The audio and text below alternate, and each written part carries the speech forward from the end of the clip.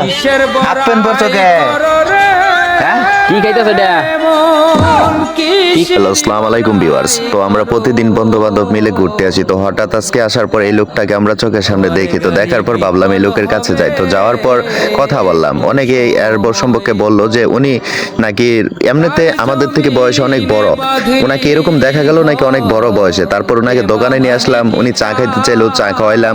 তারপর আমরা কিছু টাকাও দিতে চাইলাম। পরে অনেকেই বললো যে টাকা দিলে আর দরকার নাই, টাকা দিলে অনেক লোকে নাকি তার থেকে টাকা নিয়ে নেয়। তো এই জন্য টাকা না দিয়ে তারপর তারে আমরা খাওয়ানোর চেষ্টা করলাম। তারপর তার চুলগুলো দেখে আমার মনে হইলো যে না, তার চুল কাটার দরকার। তারপর আমরা সামনে একটা সেলুন দেখি, তো তারে সেখানে নিয়ে আসলাম। তো নিয়ে আসার পর আমরা এখানে ওই সেলুনওয়ালা ভাইকে বললাম যে ওরা একটা কাটিং দিয়ে দেন, বিল আমরা দিচ্ছি।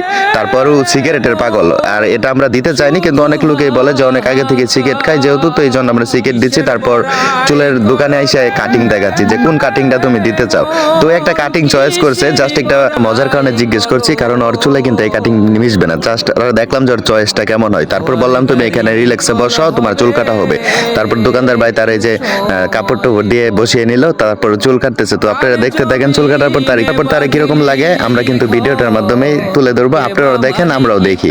তো চুল কাটার মাঝখানে তার সাথে কিছু কথা বলতেছি আমরা, যে সে কই থাকে, তার বাড়ি কই। তো আমরা কিন্তু পার্সোনালি তারে চিনি না, তো তারে দেখে ভালো লাগছে বা আমাদের ভিতরে একটা মায়া কাজ করছে, তার জন্য নিয়ে আইছি। তো 50-60 টাকার বিনিময়ে কিন্তু তার কিন্তু লুকটা অন্যরকম ধরা দিচ্ছে, যেহেতু চুলের কারণে তার কিন্তু অন্যরকম লাগছিল। চুল কাটার পরে কিন্তু লুকটা অন্যরকম হয়ে গেছে।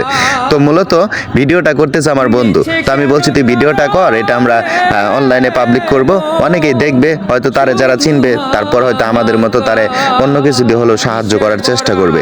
তো দেখেন তার চুল কাটা শেষ হয়ে যাওয়ার পর তার কিরকম একটা লুক। তো দেখেন সে কিন্তু মানে নিজেরকে চিনতে পারতেছে না, সে তো এখন পুরাই অবাক যে আমি কি ছিলাম, কি হয়ে গেলাম।